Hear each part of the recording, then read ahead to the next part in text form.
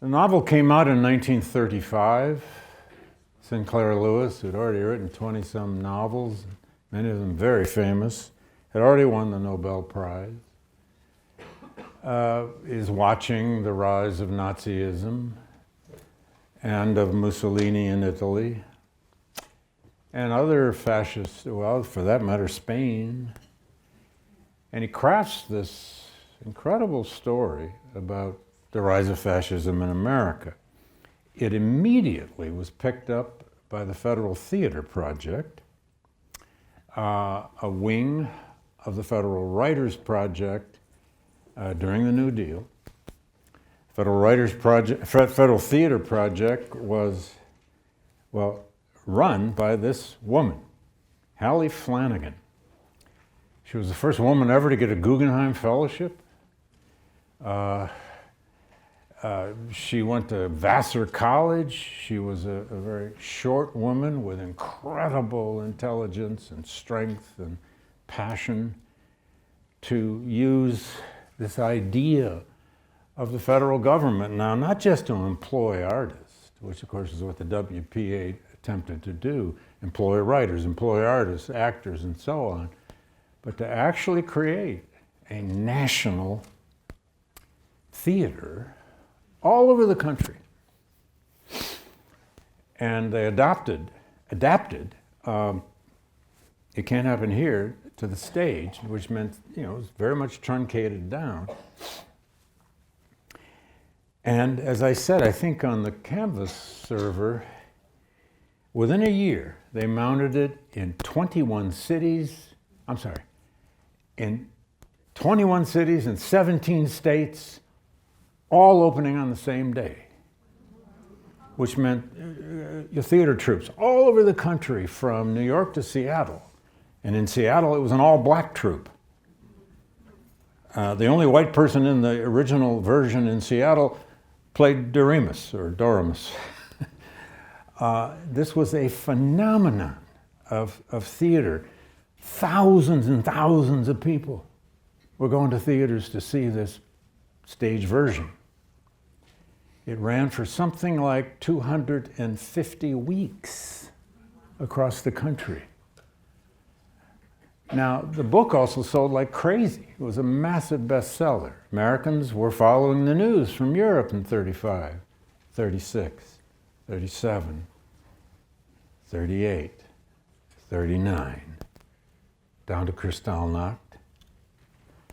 The Federal Theater Project, though, will be killed by the House Un-American Activities Committee, chaired by Congressman Dies of Texas, D-I-E-S, because it was considered now radical and dangerous. It was digging up American history and the world's history. It was doing a lot of history, and a lot of black history. I also put on the canvas for you an adaptation done by a dear friend of mine, Leslie Frost. She's a literature professor, drama professor at UNC, Chapel Hill. She adapted it for a kind of online Zoom play in the depth of the pandemic, fall of 2020, right before the 2020 election. Got together just a group of actors, and I put it on the server. It runs an hour and a half or so, I forget how long. It's really it's amazing what can be done with artists on a Zoom.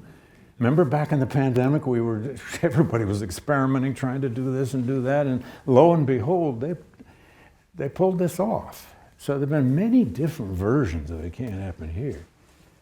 But the book itself is the book itself. There's a brand new book out by the great Shakespeare scholar Jim Shapiro called The Playbook, A Story of Theater, Democracy, and the Making of a Culture War. Jim is one of the truly most distinguished Shakespeare scholars in the world. Just the last few years, he took up this project. He wrote a history of the Federal Theater Project. One of its other great claims to fame is it did Macbeth all over the country. It did a lot of Shakespeare, which was one of Jim's interest in this, but he had many other interests in this, not least of which was It Can't Happen Here. Sinclair Lewis's novel becomes a play. Sinclair Lewis even acted in one version, I forget where, of It Can't Happen Here. He played Doremus, the character he created, the hero or the protagonist. Oops, stepped ahead. Now, just a quick way to get us started. At the very end of the book, not quite the very end, I don't want to give away the exact end here in case you haven't finished, but those of you who have may remember that I don't want to give any of it away, but when Doremus is on the run and he's up in Canada and he's now in the underground, the resistance, and the resistance is really taking hold across, especially Canada and the Midwest. There's a Midwest thing to the way Sinclair Lewis was from Minnesota. So where does he send Doremus? Mankato, Minnesota, of all places.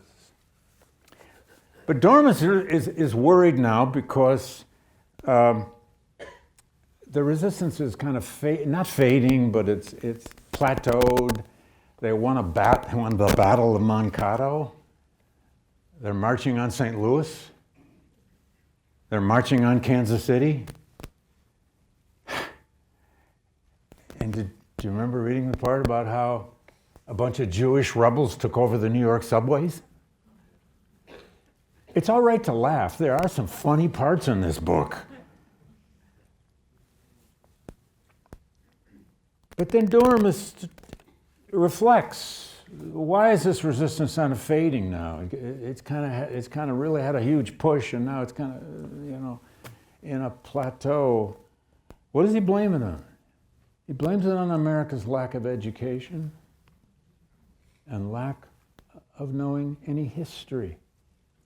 It's a common theme for him in this book, isn't it? Old Doremus is always trying to hide to read, and he's read this, and he's read everything. And everybody thinks he's nothing but an egghead, because he is. But there the revolt halted, he says, because in America, which had so warmly praised itself for its widespread popular free education, there had been so little education. Widespread, popular, free, or anything else, that most people did not know what they wanted. Indeed, knew about so few things to want at all. It's as though this 2+ years of fascism and all the murders and the killing and the concentration camps, it just dulled everybody. He says, well, there are plenty of schoolrooms, but all they lack, he says, is literate teachers and eager pupils and school boards. Again, you got to keep reminding yourself, Lewis is a vicious satirist. And then he goes on about the average American sense of history and think over time. Not at Yale, where we have a fantastic history department, if I do say so. And a whole lot of other people around this campus do a lot of history. We were treated last night to a reminder by the outgoing Dean of Faculty of Arts and Sciences, Tamara Gendler. Truly great dean, in my judgment. At a big reception for her, she gave a rousing, amazing statement of what this place is. That we are a collection of people who think and create and make stuff and leave a mark. And we should never apologize for it, even as the world keeps hating us. We should be aware of why they hate us. Anyway, Doremus is just pissed off that Americans don't know any history. Well, one of the best passages, or the many amazing passages in this book.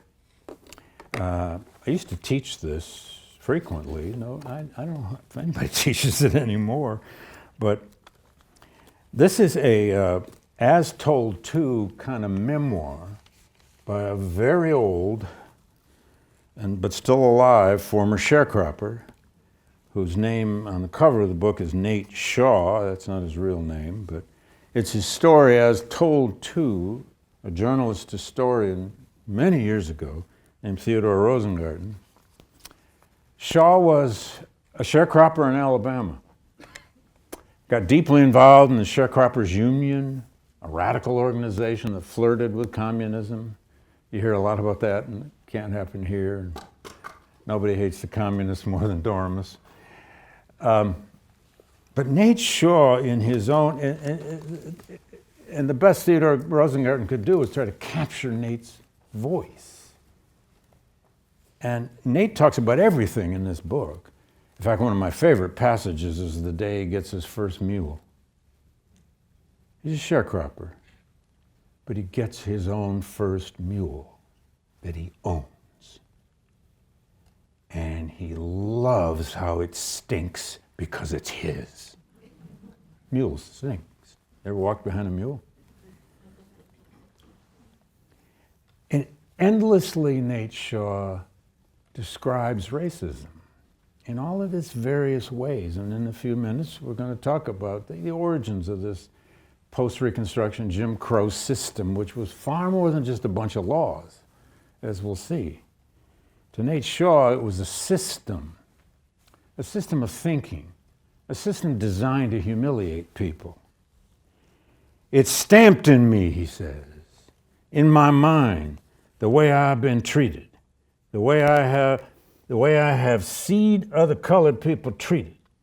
Could never go by what you think or say, had to come up with the white man's orders.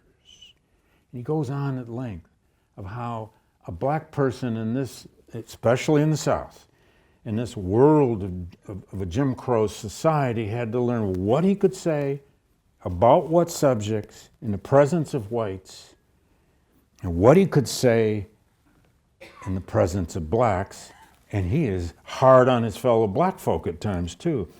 You ain't got sense enough to know this. You ain't got sense enough to know that. You ain't got sense enough to know nothing. Just let me tell you how to do what I want you to do. He's describing how he's treated by, in effect, a modern-day overseer. But then he goes on, he says, but I studied these people. I studied and studied these white men close. There's a place later in the book, the trouble with this book is I want to just keep quoting from it because the voice is so powerful and at times just plain beautiful in its syntax. But he has a section later in the book where he's going on about how people got to know their history. By the way, I apologize. This is my own beat-up copy here on the picture. Rather than show you a nice fancy cover, you're getting this straight out of mine, which has fallen apart for years here. I got a rubber band that I keep it together with. And Nate says finally, he says, I learned some secrets from history. It's the history I've lived, he says. Them secrets I know, I got from history. I got by history. Of course, a man's got to look ahead and think strong, who is his friend and who is his enemy. But you got to have sense enough to learn what you have went through in your past life, Negro. He's talking to his fellow black folk. You ought to look back at it as well as forwards. Don't be a plumb rabbit for the world. You know how you've been treated. Why don't you open up the facts to yourself?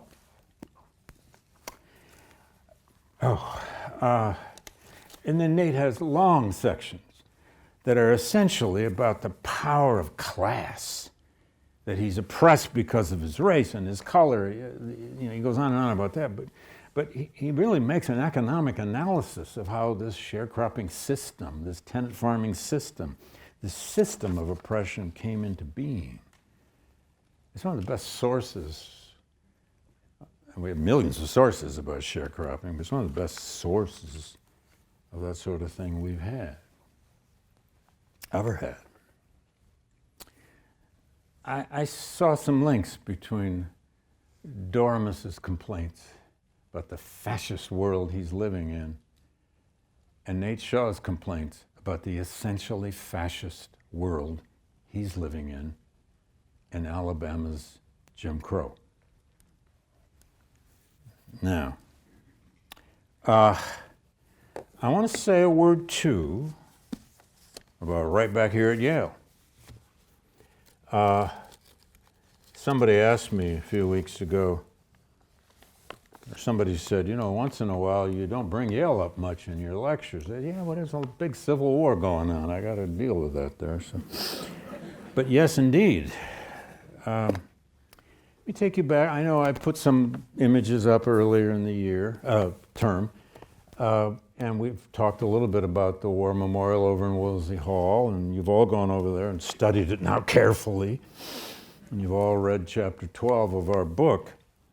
But go back and look, because at the heart of it is a point I tried to make as vividly as possible, that this memorial is not only a monument to the Confederate lost cause on Northern soil, it's in effect, at that time, we've become something very, very different at Yale now. What a difference a century makes. But at the time, it was essentially Yale's apology for Reconstruction to the South, as it was trying constantly to draw Southerners back. One of the members of the 12-person committee that created that war memorial from 1909 to 1915 was a man named Talcott Russell, class of 1869 at Yale. His father had run a school in New Haven that trained young officers for the Union Army. Talcott was got out of Yale in 69, which means he probably entered in 65 or 66, right after the war.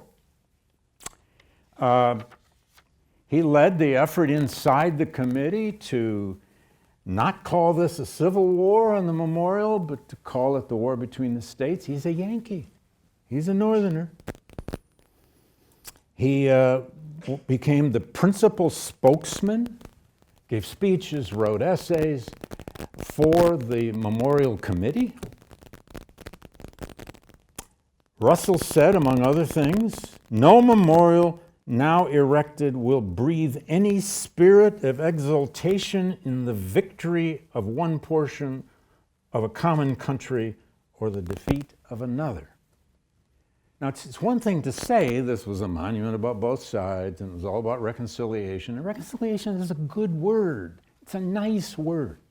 Are you against people reconciling? I guess that depends on whether you're a shrink and doing marriage counseling, and sometimes you probably think, no, you two need to split. But it was to be about the heroic sacrifices of sons of Yale, period, nothing else. In a war that freed 4 million people from slavery, killed over 700,000 soldiers and untold numbers of civilians, and made possible the freedom of the mind that was being practiced at this place. Russell produced a pamphlet on behalf of the Memorial Committee and on behalf of Yale. It became an official Yale document in which he stated Yale's position on the Confederate lost cause. He said the purpose of this memorial was about to be was rooted in the need to worthily honor the valor of opponents. He tried to efface slavery and anti-slavery from memory altogether.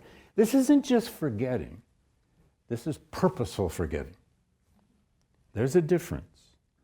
We forget sometimes because it just fades, because circumstances are such that we can't remember it. or there were no places that made us remember it. But he took, in Russell's case, he took his ideology straight from the Lost Cause mental manual. It was as though he looked up the Lost Cause playbook and he just adopted it. Both sides, he said, were animated by the high sense of devotion to principle as they saw it. Slavery was a cause for why the war came about, but not the reason it was fought. That was a very common statement in Lost Cause ideology by Northerners and Southerners. Yeah, slavery was back there somewhere at the root of this, but not the reason people went to fight.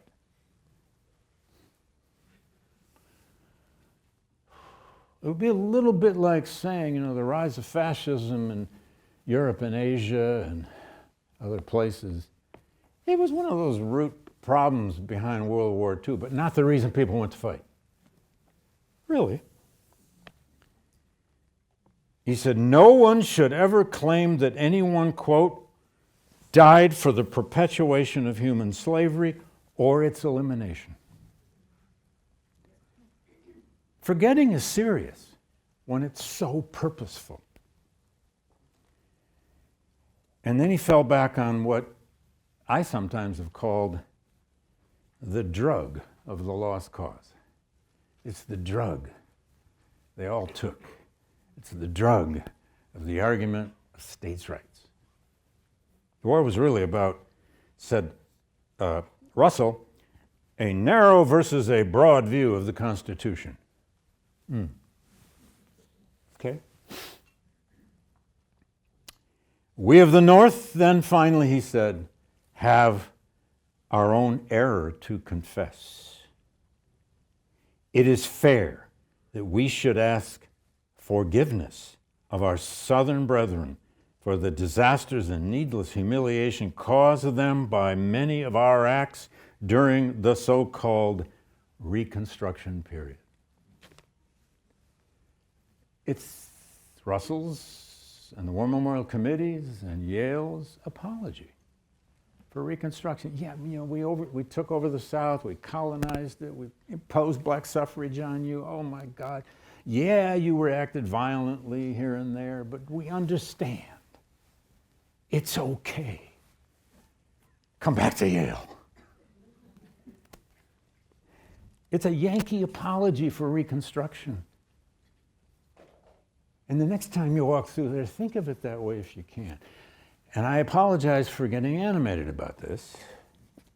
Not really. But I just got viciously attacked in an online essay about my New York Times essay, and I would otherwise not respond, except the woman who wrote it for a very right-wing. I didn't even know about it until people started saying, have you read this? Have you read this? I said, well, no. It's a site called Quillette. Okay, I'm sure some of you students must know it. Its roots are in Australia, it turns out. Very libertarian, very, very right-wing stuff. But she wrote an essay far longer than my New York Times piece, attacking me and Yale. And all the elitism of our universities, and on and on and on and on she especially went after how I treated this reconciliation story in the Yale and Slavery book. She said, these elite liberals have become so terrible, they don't believe in reconciliation. That is such a misreading of the book I wrote called, she mentioned my book, Race and Reunion, but clearly never read it. Or even if she did, it didn't impress her.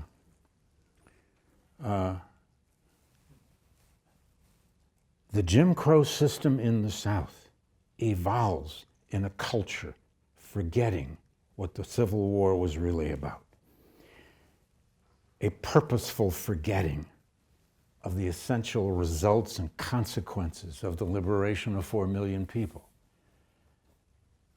The American reunion of North and South is built on a new edifice of the destruction of black rights, political, civil, and eventually of even black lives. All right, that's enough of an editorial.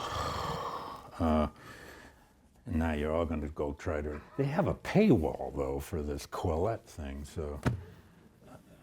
I got to read it initially. Now there's a paywall, and I was going to quote her today, but I couldn't open... I was not going to pay for it. I mean, come on. I don't know. Sometimes it's good to get attacked viciously like that. It means somebody read it. Now...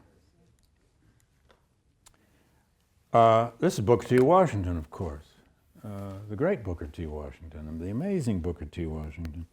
I don't want to say much about Booker T. except that if you've read to the very end of the Yale and Slavery book, you know that he gave his last speeches right here in New Haven, 2 of them. You got to the end. Oh, good, I see some people nodding. God, that's great. You read the end of the book, even the epilogue, and even my little interlude about Birth of a Nation. Yeah, Washington came here to speak in Woolsey Hall just after the War Memorial had been unveiled. He wasn't there at the dedication, but just after that. To a Yale audience, primarily, if not almost entirely white.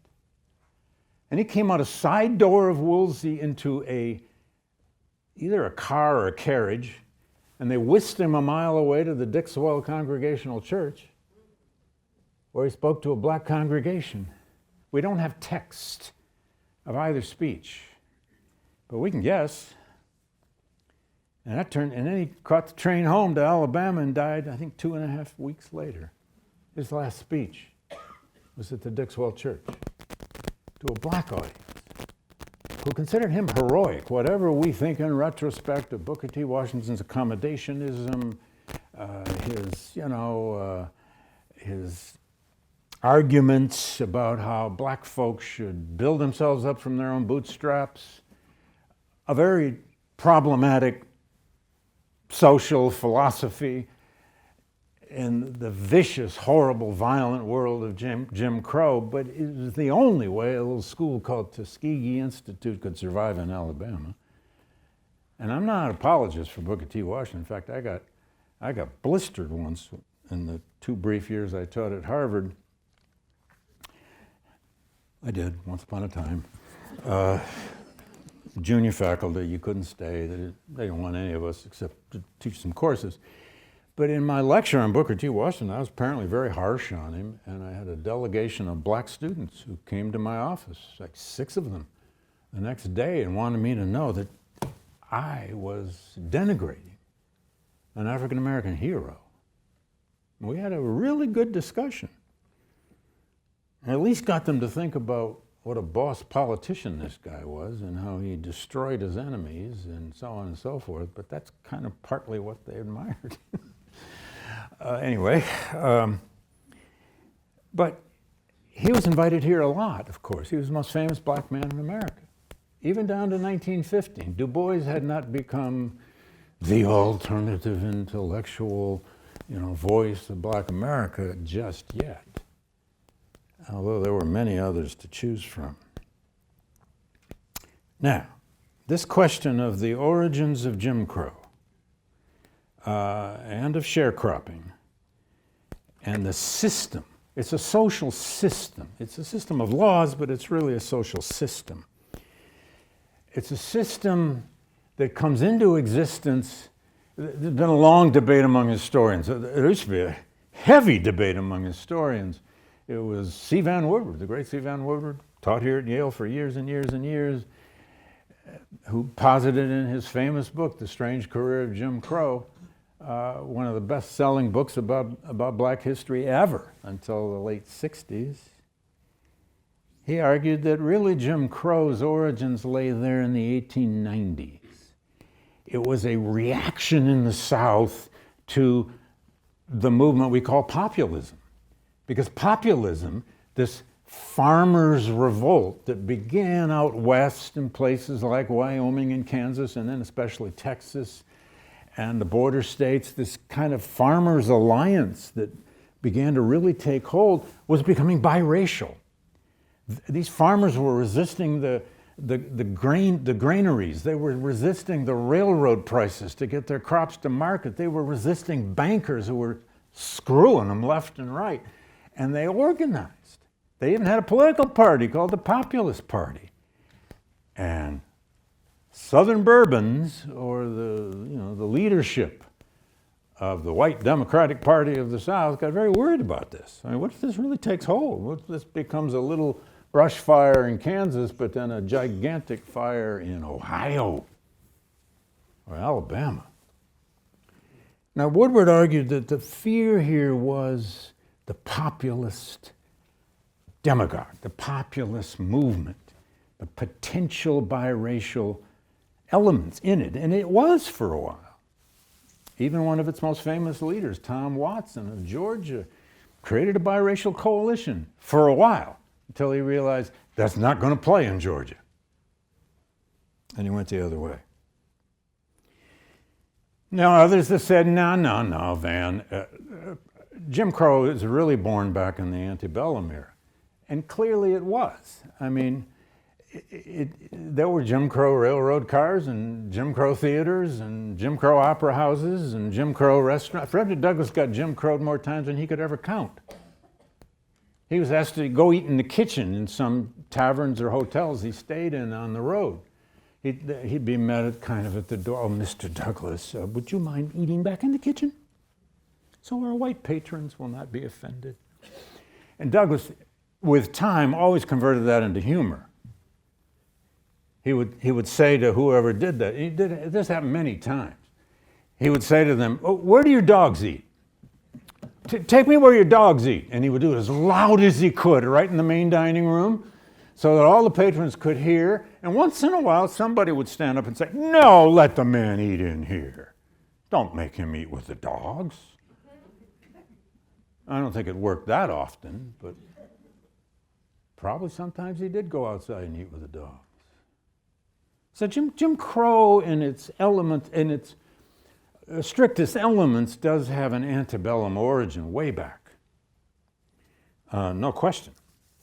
And the term, as some of you I'm sure know, and we'll get to the details of its depth within the legal system and its depth within life eventually by the 1890s and into the 20th century.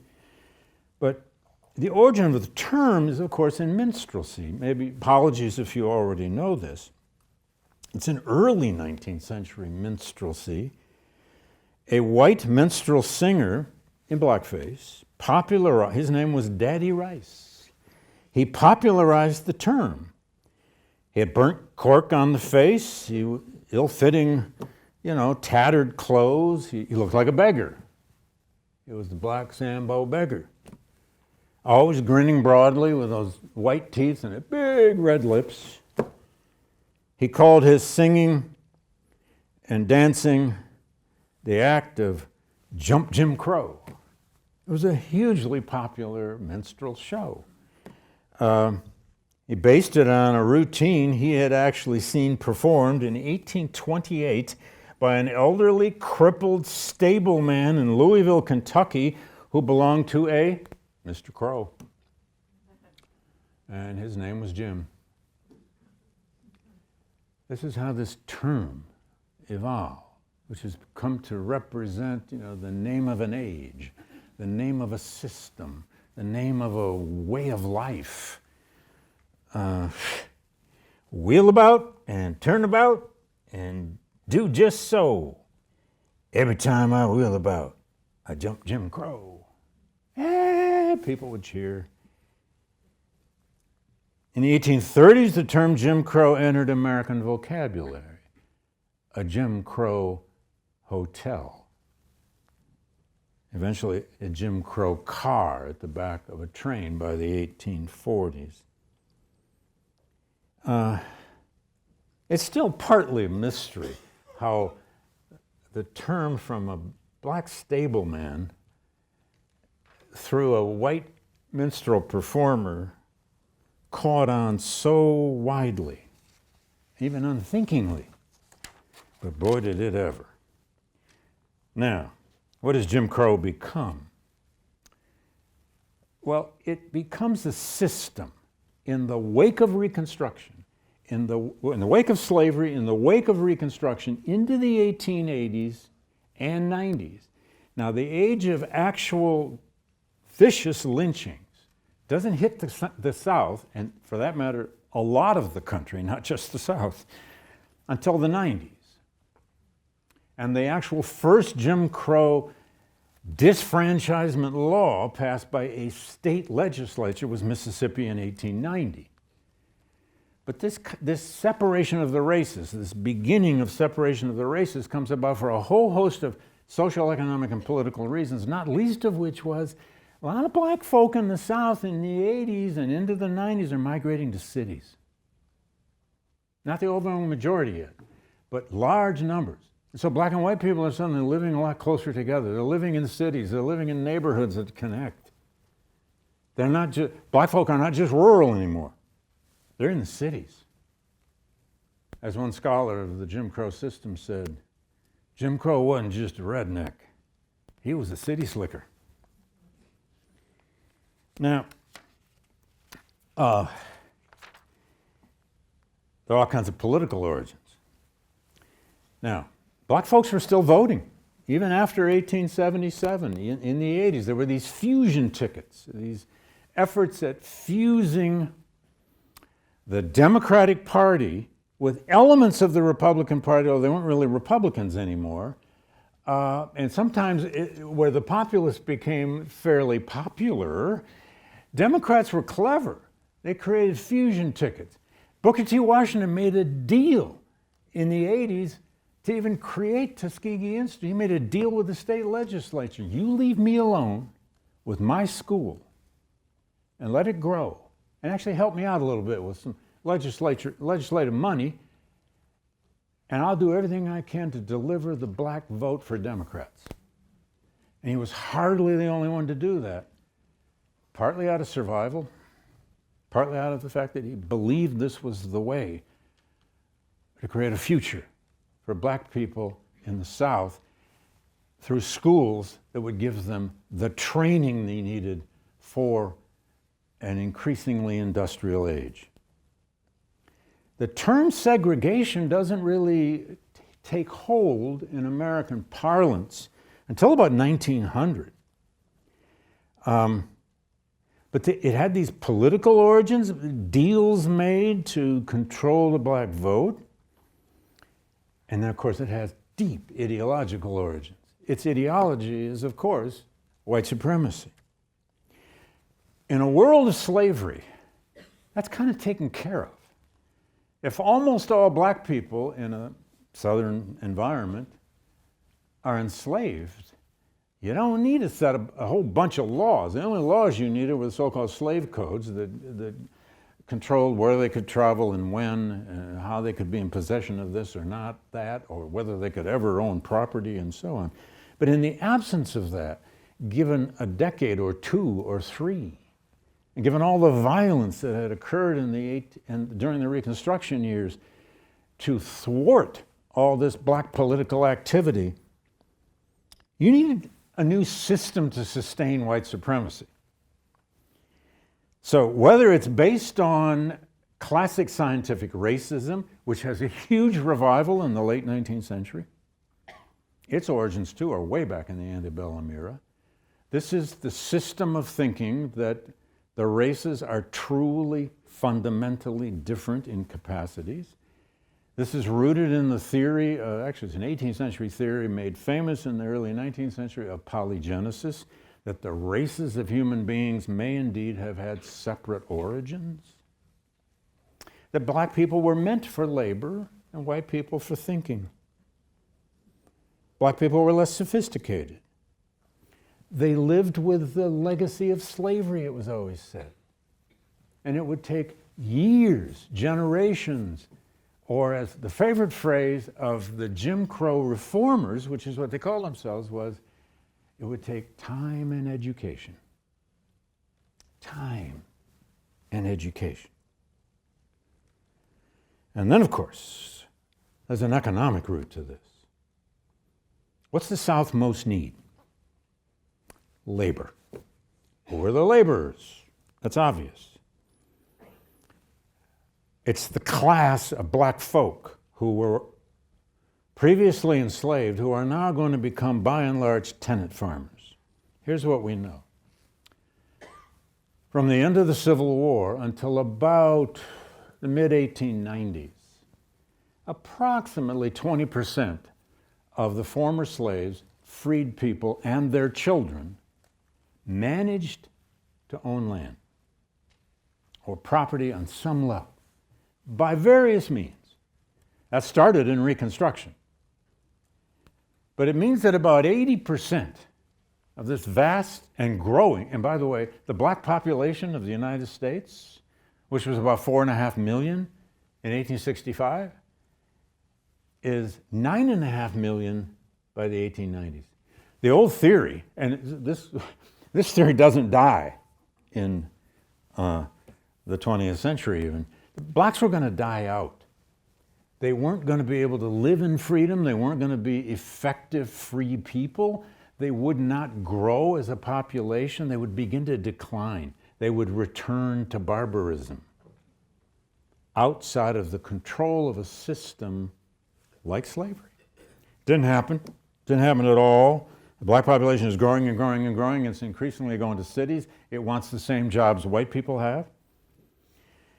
Segregation becomes an interlocking system of practices, some old and some brand new, because of cities and industrialization and factories, to keep people apart as best they could figure out how. It's this logic of separation, because if you let the races get too close together, the worst can happen, which is miscegenation. And we should never, ever underestimate the power of that idea over the white Southern mind, not just the Southern mind, it's the Northern mind too. What occurs then is a kind of occupational Jim Crow. Jobs that become essentially black jobs and white jobs. And eventually, well, black jobs, of course, were laborers, house servants, gardeners, cooks, laundresses, hotel bellboys, porters, messengers, janitors, and so on. The gardener. But as the South becomes more and more urbanized, a whole lot of white people want those jobs. They want those same jobs. They want better pay. Lumberjacks in the Delta, Mississippi Delta. Doorkeepers, midwives, workers in the turpentine forest. That took quite a while for white folk to want those jobs. The lumbering business, the railroads. Now, two factors over time would make some black jobs appealing to whites. The first is modernization, mechanization, and urbanization. The jobs got a little better. And then, eventually, a couple of big depressions. The country was hit again in 1897 with a panic of 1897, bad one. And of course, by the 30s, the Great Depression. For women, it's an even starker story. By 1910, for example, in the state of Mississippi, 82% of women in the workforce were black women. Black women worked. They always worked. They were domestics, service workers, et cetera, et cetera. Those white women who did work obtained the skilled jobs. Now it would be, by the 20th century, telephone operators, stenographers, accountants, bookkeepers, even textile and garment workers. And one of the biggest causes of this demand for separation, segregation, and one law after another, were those mill towns. Edward, are you here today? Edward, there you are. We grew up in Carrollton, Georgia. Talk to Ed. He knows something about mill towns in the South. Mill towns ring the whole lower and upper South by 1910. The textile industry was a major phenomenon in the South.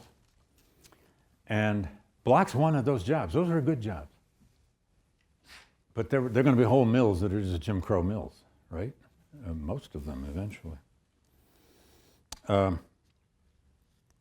Now, sharecropping had already come into existence way back in Reconstruction. It is still the system at the peak of the creation of all these Jim Crow laws.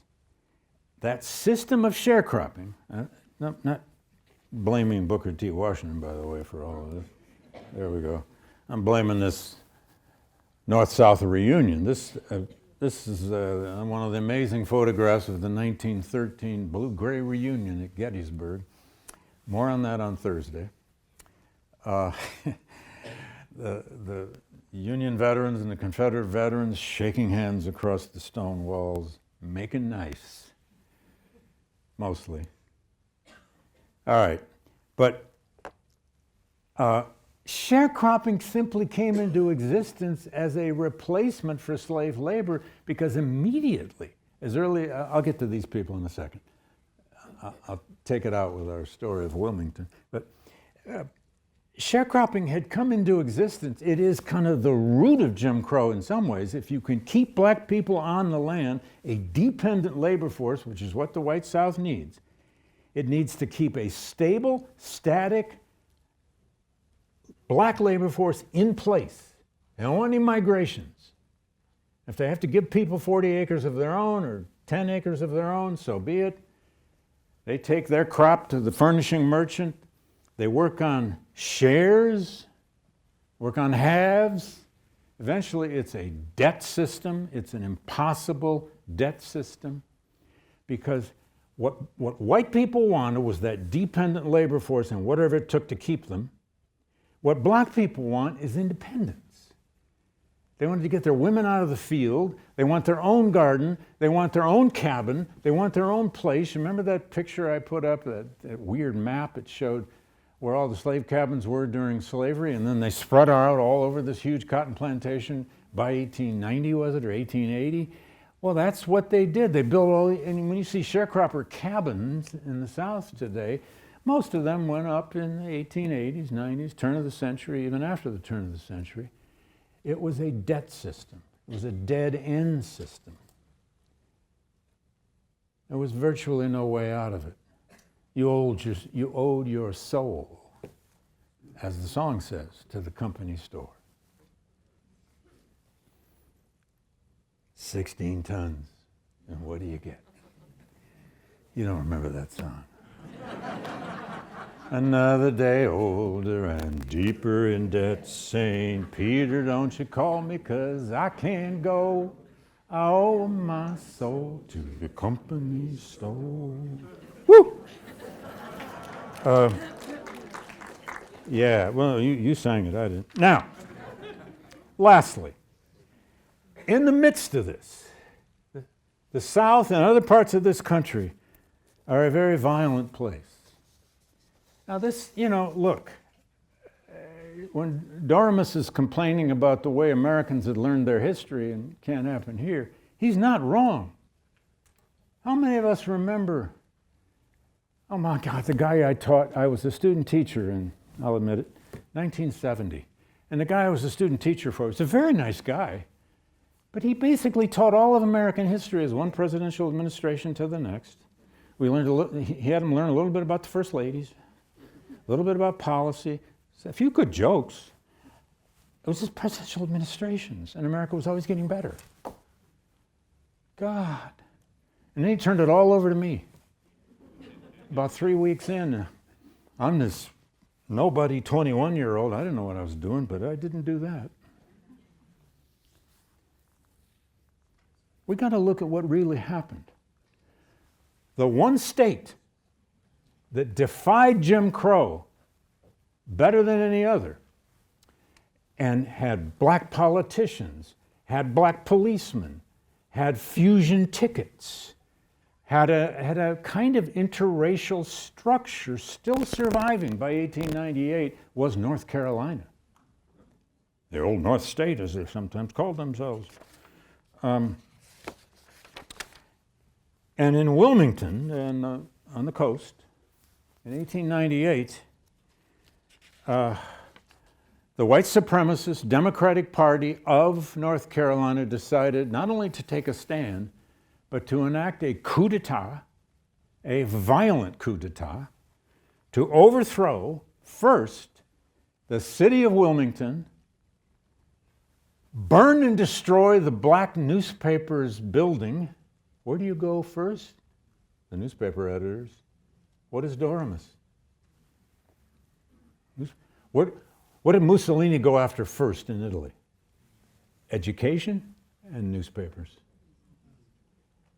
Hitler went after lots of things at the same time. Well, the story of Wilmington, I'm going to have to leave you in the middle of it a bit, is a story of two reconstructions. There's the reconstruction that black people had experienced. There'd been an entire black regiment in the Union Army formed from around Wilmington, the county around Wilmington. Wilmington had managed to, it's a port city, the world comes into Wilmington. It had managed to sustain black life. A lot of other places in the South did too, by the way, separate from white life with churches and fraternal orders and newspapers and schools. In fact, on the eve of the coup, like 1/3 of the police force of Wilmington were black. The congressman from that district was a black man, the first black congressman ever from North Carolina. But this system was not to be tolerated by this rising white supremacist movement led by, you ready? A newspaper editor, Josephus Daniels. Oh, that's not him, sorry. Sorry. There's Josephus Daniels. He looks a little like Arnold Palmer. No offense to Arnie. But Josephus Daniels was a brilliant, vicious, aggressive, white supremacist editor of the most important newspaper in North Carolina called the News and Observer, published out of Raleigh. Still exists, but it's down on its luck these days. Josephus Daniels will later go on to be in Woodrow Wilson's cabinet a little later, and a highly successful and important North Carolina politician. But in these years, he ran a newspaper that over and over kept publishing. He had a great cartoonist, a brutal cartoonist, who produced all these vicious, horrible, racist cartoons and ads about how black people would, you can't see them very well. It's how black folk are taking over North Carolina, taking over everything, chasing your daughters, and worse.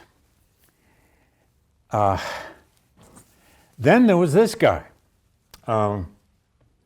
Furnifold Simmons. Amazing. He was the chair of the state Democratic Party and the organizational mastermind of the Wilmington coup. He wrote this pamphlet, the Democratic Handbook of 1898, which was the Project 2025 of the North Carolina Democratic Party. It said what they were going to do, how they were going to do it, and what they were going to do after they took over. And it's exactly what they did. In it, he said, what we must do is win. And so we must, quote, either out-cheat, out-count, or outshoot them. That's a strategy. Out-count, out-cheat, or shoot them. And that is exactly what they will do. Now, back up again. At the top is a man named Waddell. What's his first name? I'm sorry. If everybody there do. Waddell will become the governor, eventually, he's the North Carolina politician they're all trying to put in office. He was the orator of this movement. You got a brilliant editor with his cartoonist. You got the strategist in Simmons. And Waddell was Colonel Waddell, although he never attained the rank of colonel, of course, in the Confederate Army. Waddell was the spellbinder on the stump. he could rile up a group of men who were soon wearing red shirts and carrying their guns. And on election day, November 10, 1898, they attacked. Waddell was a genius at grievance. White men had been denied this and denied that, denied jobs, denied position in the police force, and so on and so on. The aggrieved people were young and middle-aged white men. We've learned a little about that. Waddell said to these crowds during this election campaign of November 1898, "Go to the polls tomorrow, and if you find the Negro out voting, tell him to leave the polls. And if he refuses, kill him. Shoot him down in his tracks." And that's what they did. Now, with time, this event was all but obliterated from official North Carolina history and national history. It wasn't just planned and constructive forgetting. It was obliteration of what actually happened. It took a couple of books that came out in the 1950s to begin to spring this story. And then it took an amazing, complete special issue of the Raleigh News and Observer in 2004 or 6, I'm forgetting which, that finally exposed what actually happened in Wilmington.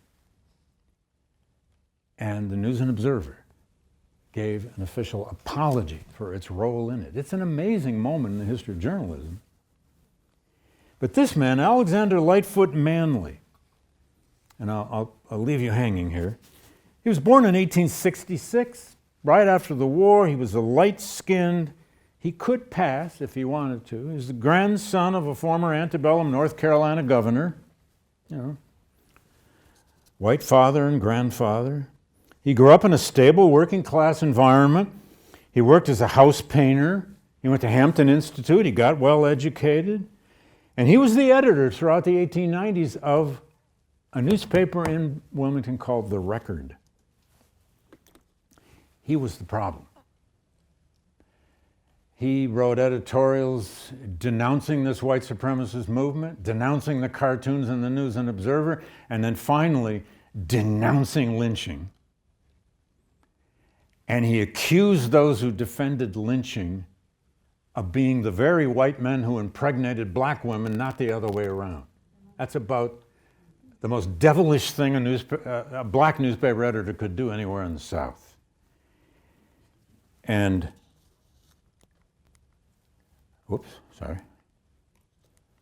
Yeah. So on election day, November 10, we still don't know exactly how many people were killed. We have pretty good estimates of how many black folk were kept away from the voting polls, which is most of them.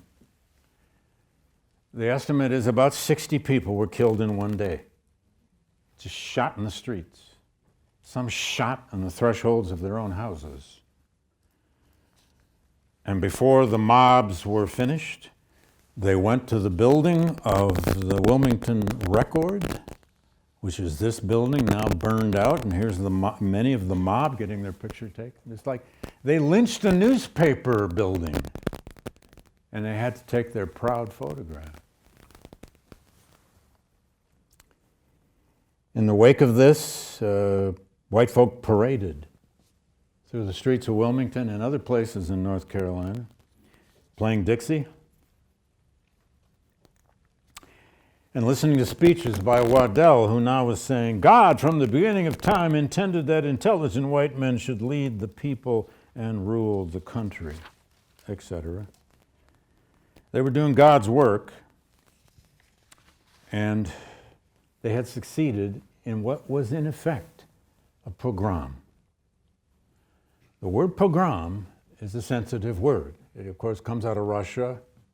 It took hold in the 19th century. It didn't fully take hold until about the 1880s, when some major pogroms against the Jews in cities and towns in Russia and other parts of Eastern Europe got worldwide publicity. But America had a few pogroms. This was the destruction of most of the black people in Wilmington after the coup left town. Some had been hiding in swamps and out in the countryside for days on end. There is a marvelous book.